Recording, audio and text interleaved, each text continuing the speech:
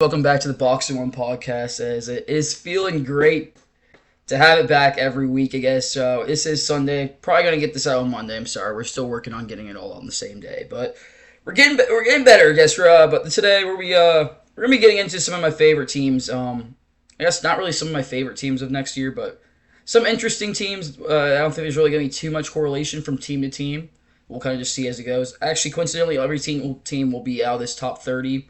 That's why I decided to go with this graphic, I guess. Released this a few days ago.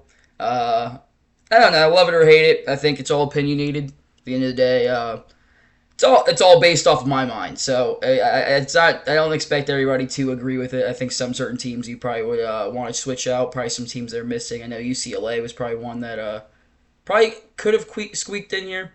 I think St. John's is another team that completely just kind of like fell off the radar for me. So if you have been around for a while, one, I appreciate it. But I did have St. John's at 5 last time around. So I wasn't pretty high. I was pretty high on St. John's there. But if anybody hasn't heard the Donnie Freeman news where he did, I think, was it Achilles? Or actually, maybe I don't even know the news. I think it was Achilles.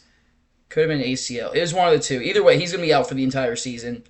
I can't remember now. I think it might be an ACL. But he's going to be out regardless for the entire season. I think that was a team that was really already struggling with big depth. I know Donnie Freeman, he is 6'10". He's not really much of a big, I guess. He would have been a big for the Big East, I guess. But I think it's a huge loss to a team that was already struggling in an area of need, position of need. I still think they could be good. I like Tony Yesfield a lot. I like Quinn Ellis a lot. I think I like other additions. Well, I guess Jax is still there. Captain Jack, Ian Jackson. I don't know if he deserved 3 names there, but what was another one? Babacar Sani, another player that used to play in the G League Ignite, hyper athletic wing. I think he might be playing the 4 now. I don't know if I like that fit, but there's some other European talent. They were probably one of my biggest droppers, obviously. I think from 5 to these aren't correlated, just 5 people. I wouldn't say that's like the 27th or 28th ranked team, but some other teams I think in here. I think Villanova's making their first appearance. Providence is making their first appearance here. Do we have it? Alabama rose like 9 spots here. Virginia rose like I think 11 spots.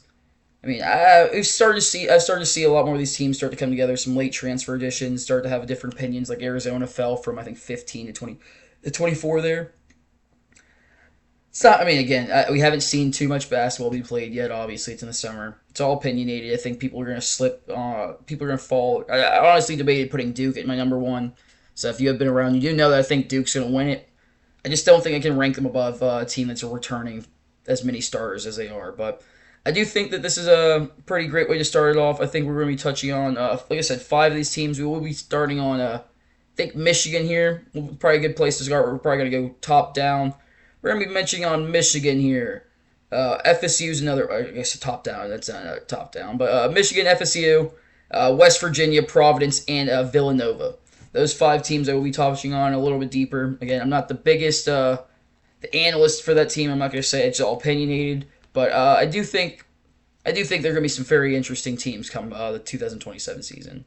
Continuing on here, we will have probably one of the most interesting teams, I guess, of the past couple weeks, I guess, since the news of their head coach, Dusty May, winning a national championship and then deciding, hey, I've done enough here. We're going to move on, which I don't know if it's ultimately the correct decision. I kind of respect what Dan Hurley did and stayed in the college level. I think there's a lot more to offer at the college level, but ultimately everybody has different goals at the end of the day. I think that's still a great move for Dusty May, personally, to go move for himself. I don't know if it's going to be the right decision in the long term, but either way, I think he leaves behind a very talented team, but now without his, I guess, I don't even know the word for it. The way his coaching, like, I don't know, antics. I don't even know his lineups and stuff.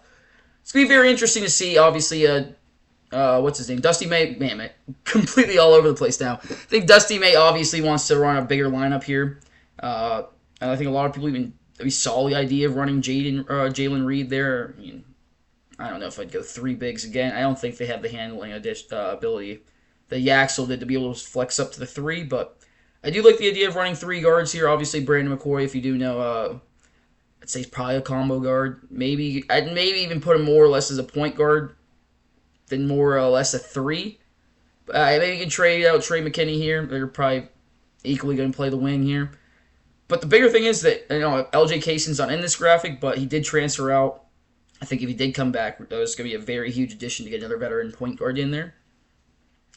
I think as it is, that bench is very young. They're very talented in Joseph Hartman there. Ricky Lombard took a redshirt year last year. Quinn Costello, sorry. McDonald's All-American there.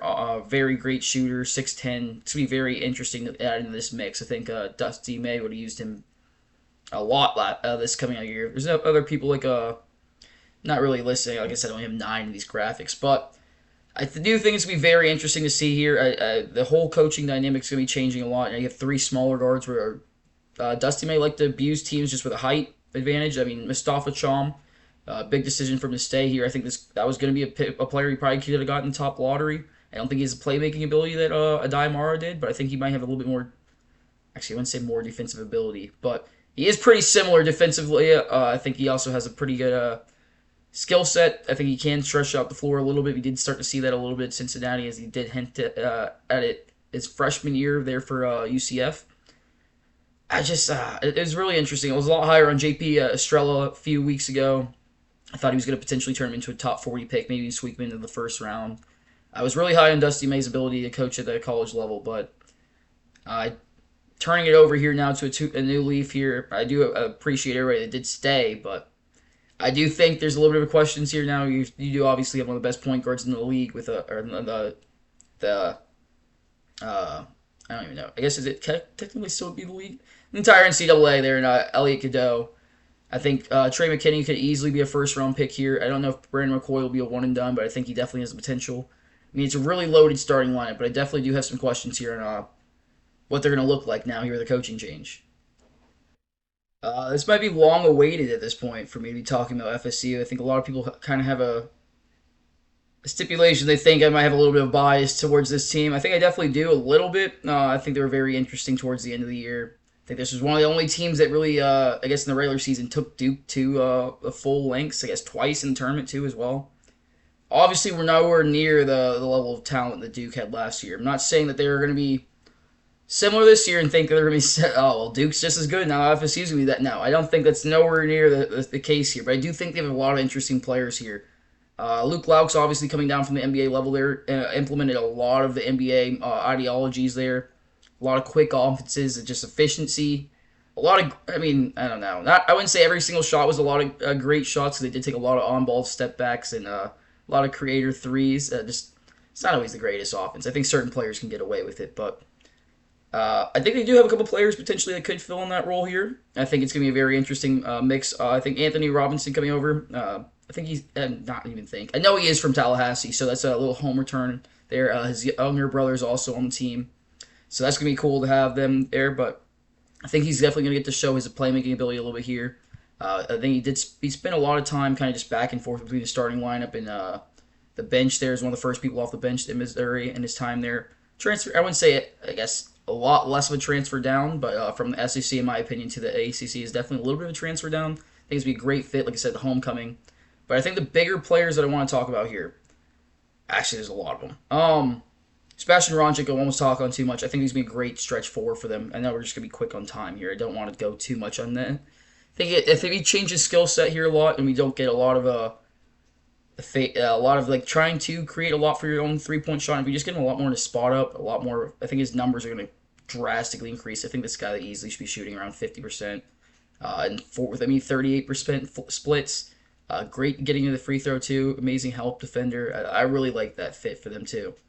But the bigger players here are Cameron Taylor and Marcus Ponder. We'll touch on Sean Abayev here in a second too.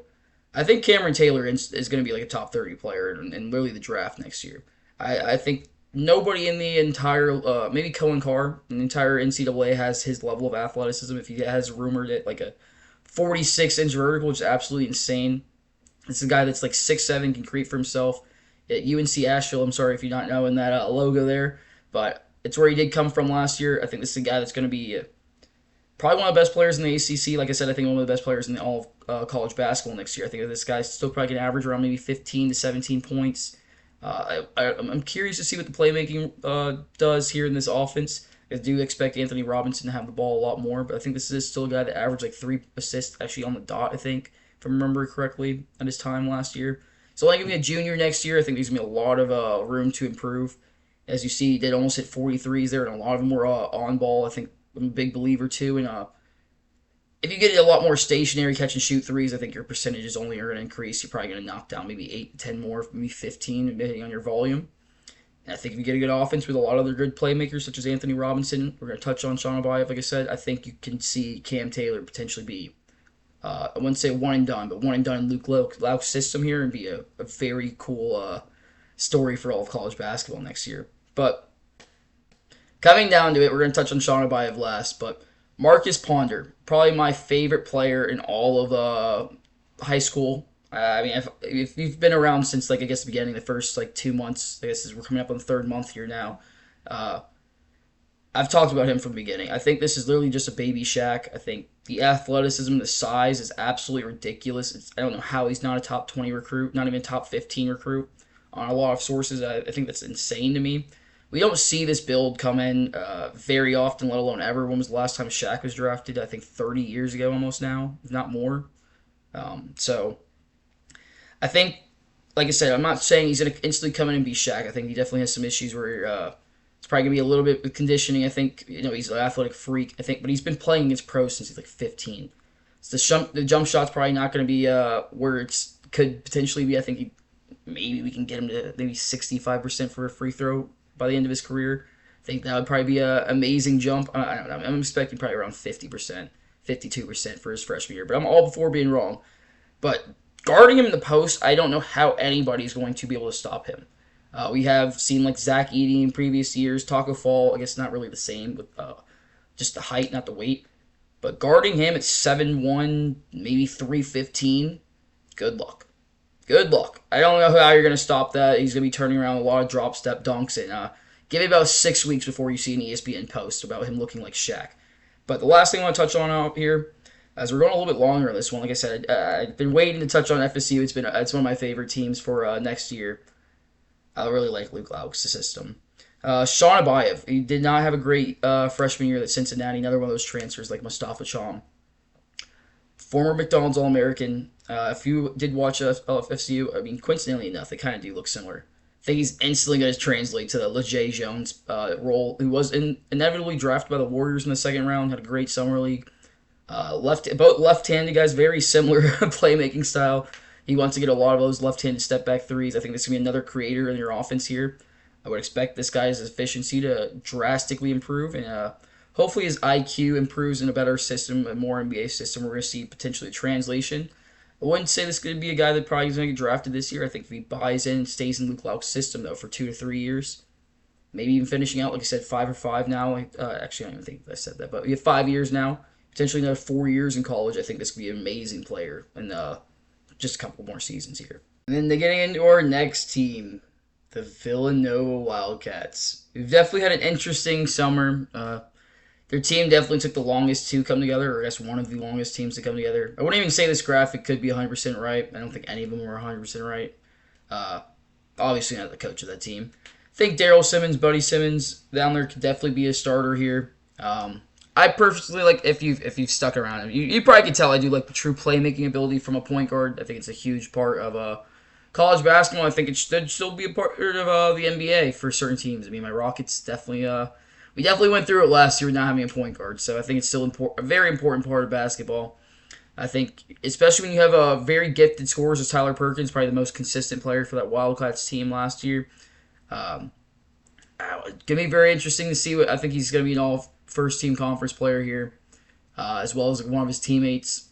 I think this is going to be a very sleeper team heading into it. I don't think a lot of people have expectations for Villanova to be pretty good in the Big East for whatever reason. I think it's probably UConn and then Villanova. Now it's St. John's, unfortunately, had that injury to Donnie Freeman. But I do think this team is going to be very good matching up with the rest of the nation. They took a little bit to get their whole lineup to come together as they started getting... I think they got another transfer late, too. Maybe I'm blanking on that, but... I know this team has started coming together a lot later. I had Kwame Evans as their center earlier on because I didn't think they were going to play Nico Nekawore. I think that's how you pronounce that. Sorry. It's a newer name for me. I'm not going to lie. I don't know every name. Jake Fegan. Like I said, I don't know every name. The other guy that came in transfer, I can't remember exactly where he came from. Another 20-point transfer there. I think he's definitely going to offer some interesting scoring off the bench here. Adam O, which I think is probably one of the most interesting players on this team. I don't think he's going to have the biggest role here next year. Probably one of the best scorers in literally the entirety of that freshman class, and I think it's a pretty loaded class for the 2026 class. We'll see. I know it's not really loaded, but we'll see. I think it's a lot better than people think. But I think that's going to be another player, like I said, Buddy Simmons, that could be an interesting starter coming over for St. Bonaventure. Another guy could potentially could average like 15, I'd say, on high end. Probably going to be like 11, I'd say, comfortably. Probably one of the scoring off the bench, or he's going to be the first option off the bench, or he's going to be starting, like I said, swapping out Elijah Crawford there. But some more of their bigger transfers here in Devin Royal and Kwame Evans. I think great role players for the system that they came from. Kwame Evans had some higher expectations coming out for high school. I think he had a really good career for Oregon as it was. I think we probably want to see a little bit more consistency here now. While we're at Villanova, I think a great rebounder. Offered some defensive size there. He had to play a lot of center. I think it was 2 years ago when Nate Biddle was out. So he has some versatility. Can flex down, play your big here. Devin Royal the same way. I think he played a lot of the four at times for Ohio State in his time there. Probably going to be a little bit out of position, I'd say, especially for kind of like this is the Big East where you don't really typically see the bigger forwards, I guess, at the four. It's more or less a lot of threes, in my opinion, flexing down. But I do think the size is going to be absolutely insane. I think Devin Royal does offer a lot of defensive versatility on the defensive end, obviously. Some very interesting offensive skill set, too, where he can come out and play on the wing, obviously, as he is a small forward. I wouldn't say he really is a four. Can put the ball on the floor, can create for a little bit for himself. It's going to be a very interesting player. I think the defensive upside is going to be a little bit more. Pretty. I wouldn't say he's always most consistent, but I think I like the fit a lot here. But the biggest name that we had to wait all summer for to see if he was going to go into the draft or not was Luigi Swigo. And I think that's literally figuratively and literally the biggest name on this team. I think he's only going to be 19 coming into the freshman year. 7'3", maybe 7'4" guy. Very similar to Diamara, I'd say. Actually pretty similar around him when he came over to the U.S. Say pretty similar skill set. I wouldn't say he has probably as high of an IQ, of a playmaking IQ as Diamara has current day. But 3 years ago, I'd say this is pretty similar. I think he's probably a little bit further ahead. Same way where you go out and he potentially stretch the floor a little bit. I think he has a little bit of capability to put the ball on the floor. I don't know if we'll see it too much in the college ranks here, but I think this is going to be a guy that's potentially an all-defensive player here in this conference, maybe all-defensive player of the year of the conference, like I predicted. Not a lot of people have that 7'4", 7'3" size. I know he's very, very skinny, but the versatility is going to be insane. We all saw what Diamara was able to do for teams, as well as pairing up with Kwame Evans. There's going to be a lot of size, a lot of versatility on this offensive end. A lot of veterans here, as it's a very old team here, for college. I think Villanova is definitely be a sleeper, and I cannot wait to watch them now with Luigi Swigo being added to this roster.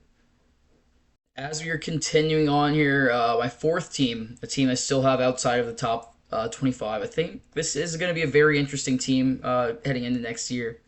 I could easily see them being ranked at some point here. It's like I said, there's a lot of players I like here on this team. I think the biggest one is this backcourt here. It's gonna be fun. I think this is easily gonna be 40 points a night potentially between these two. Maybe it's a little bit over project. Probably like 33, 35 a night for Miles Sadler here. Amazing freshman, McDonald's All-American. Smaller guy, smaller stature, 5'10", maybe. Maybe if we want to give him maybe 5'11". I don't think it matters. I think he's gonna instantly come in and cook. We saw what he did with Bella Vista, or is Bella Vista, I think it is, the high school team. He has a couple teammates here. Actually, I don't know if he played with Mo Silent in high school or not. I think he did. Either way, but he won a national championship there. What I was getting into, I think it's gonna be a probably very underrated player coming into next year. I don't know. Depending on, probably West Virginia fans are gonna say he's underrated, but I probably have him a bit underrated here for myself. I think he's probably going to have some higher expectations for this freshman year. I think he can eventually be one of the best freshmen in all of the NCAA next year. And his running mate here, Finley Bizjack, I think if you're not too up to date with Butler last year, I can understand. It wasn't the most exciting team, but that Finley Bizjack is probably one of the most exciting players I think I've personally ever watched. Reminds me a lot of Jason Williams. I don't think the playmaking's obviously at that level. I say, cherry pick and say he looks like Jason Williams in some highlights, which that's a better way of saying it. I think his scoring ability is one of the best in all of college basketball. Like I said, very fun player, can do it from all levels. But if we can see some more playmaking, I don't know if it was just because Butler's team. I didn't only watch it probably like 3 or 4 times last year. I won't lie to you. I didn't get to watch him enough to say that he isn't the greatest playmaker. I know he's a bit tunnel vision at times, but his visions, I think he definitely could find playmakers, and I think he is definitely the shooting talent here. I don't have Torre here in the starting lineup, but Joson Sanon, I think, is one of the best shooters in all of college basketball. I don't think he really had to show it last year. I think he definitely had a bit of a, I wouldn't say really too much of a down year playing in St. John's, coming over from Arizona State.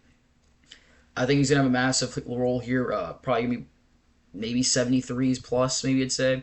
Especially if it's a consistent starting role. I think he's going to be really asked to get up probably about 5 of them a game, I'd say. It's going to be a very fun team, and then I don't know. There's a lot here. There's a lot to get into here. I really like Martin Somerville coming over from Florida State as well as the team I talked about a little bit ago. Another one of those players that's also going to replicate some of this all-ball creation ability from Miles Sadler and Finley Bizjack here, coming off the bench. Same with Amir Jenkins. Another, I guess it's going to be coming into his sophomore year. I don't know if he's going to fully be playing. I think he had a shoulder injury. I can't 100% promise. Like I said, I only know so much. I'm not 100% perfect, guys.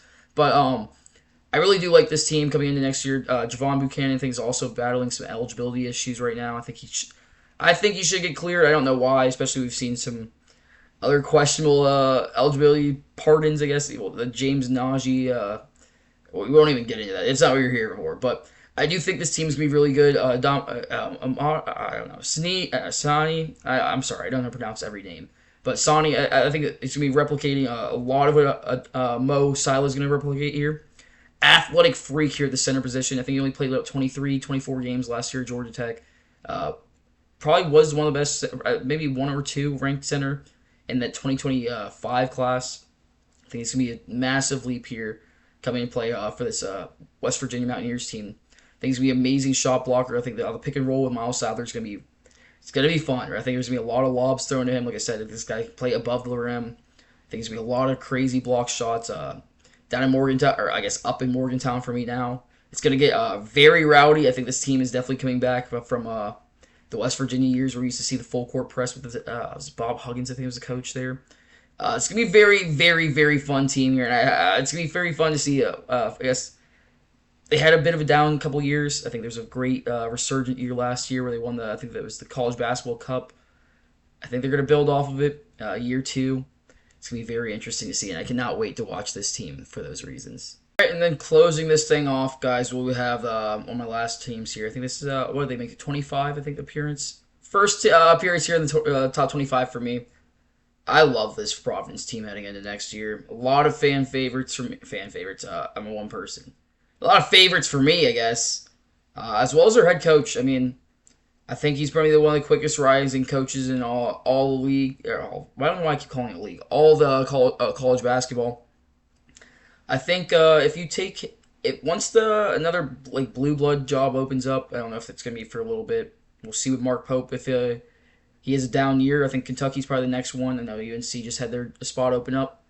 Brian Hodgson, I think, is one of the quickest rising head coaches in all of college basketball. From Arkansas State to then USF, and now obviously making the move here to Providence. I just love a lot of his antics here, where he's running a lot of he runs amoeba defense. I think at one point he runs a lot of high point offensive efficiency, where you run a lot of 3-point shots, a lot of quick offensive actions, a lot of just quick, efficient NBA relatable offense. And I think it's beautiful to see at times. The defense is insane, where he gets up and presses. He has a lot of freaks. He likes to have I don't know if we'll have it really here with actually I don't know. Miles Bird's a defensive freak too, where he likes to play up. Like I said, I mentioned amoeba defense. That's insane to even be running it. That takes a lot of IQ, a lot of players, and a lot of drilling and practice for certain players to get that down. I'm sure a lot of people don't even know what I'm talking about with that. But I really like this team. I think Malik Mack over at Georgetown was a bit of interesting coming over from Harvard there. I really always liked Malik Mack since his freshman year. I know he's not always the biggest name, but I have my favorites. Everybody has their favorites. I like that move a lot for him. I'm a true playmaker here. You're going to get the lead guard of your offense, as well as Gavin Hightower following him over from USF. Going to be heading into his sophomore year. I think you have 2 great point guards there. But the bigger things here in the wings, we'll save Dink Pate for last, because that's literally my favorite player on this team. We'll combine all these here in one.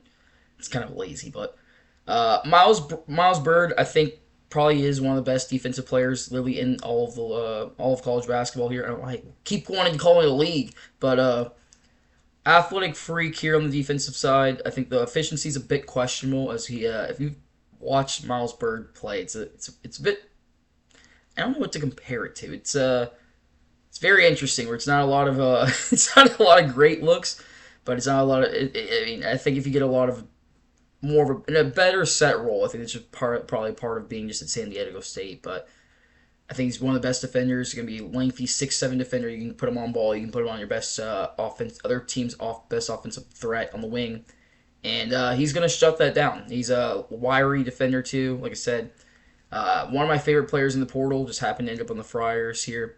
I think that's one of the best additions that you could have got for Brian Hodgson. I think a great addition. He continued to build around it. Mariah Malia, returning man, that was one of the biggest additions for him to get. I think there's one sole players he wanted to get. Another player's going to fit in that system where you can play a four out here. I have him here starting. Like I said, people have projected Dink Pate to slide down. You move Devin Vanderpool into the starting lineup. Uh, I think the defensive versatility was also like 6'8". For the Big East, you're going to have a lot of players very similar to that stocky build. Decent rebounder, decent playmaker, decent connective playmaker. Really good shooter, too. I think that's just a great spacer for the other playmakers in Malik Mack. And like I said, I'll touch on Dink Pate. I think Miles Bird also has a little bit of creation. It's a very interesting play style Miles Bird has. But I think one of the bigger names, too, here on the bench is Devin Vanderpool coming over from FAU. Amazing score. I think he averaged like 14, 15 points last year. A guy that can get it done from multiple different levels. I think he's only going to be a junior next year. One of the most sought after recruits in all of college basketball this offseason. I think if we do see him in a bench role here with also Ryan Sabol, a guy coming over from Buffalo, I think he averaged also like maybe 17 or maybe even 18, 19 points last year. Another high volume scorer off the bench where you can start to see where I'm starting to come from, where they want to run a high volume offense, kind of similar. I think to me like Alabama's a great comparison, I think, with Nate Oates, where I don't think it's obviously going to be on the same like cracked out level that Nate Oates runs his offense in. I don't think there's very many coaches that can replicate that, but I think Providence is going to want to play fast. You're going to want to get it up and down. You have a lot of guys that can run, move. Here you get some athletic bigs and Sampson too. Is it Alaton coming over from Yale? Again, sorry, I don't know the pronunciation for every single name yet, as there's so many names to learn here. And this is only, like I said, this is only my third month getting into it, believe it or not. A lot of names to learn. We'll get into more of it as we start to progress on, but another big one here in Arrington Page, one of the best, I think, not one of the best, but a very sneaky, underrated center addition here. Very solid rim protector, big body, I think around 245, coming over from Northwestern. Just solid role player, can finish at the rim. It's going to rebound well, especially here in this Big East where it's not a lot of great center talent. I think he's going to be able to match up well. Like he has the weight. I think it's going to be very solid, like I said. I think you're not going to worry a lot on the post touch there. I think you definitely can. You definitely need a post scoring threat. Way better offensive player than Sampson, as I said. But I think it's definitely a big body that you're going to want for screens. You're going to have someone here to rotate. Probably going to play like maybe 24 minutes a game. But you're going to want to play fast, I think, with this offense. And the last one I want to talk about here is Dink Pate. We're already 6 minutes here. This is going longer than FSU, but Dink Pate's one of my favorite players in the past 4 years. I've touched on a little bit on the G League Ignite. I think this is a guy that's going to come in. I mean, obviously, I think he's already burned his draft eligibility too, where he can no longer go back to the draft as he went undrafted. It's weird with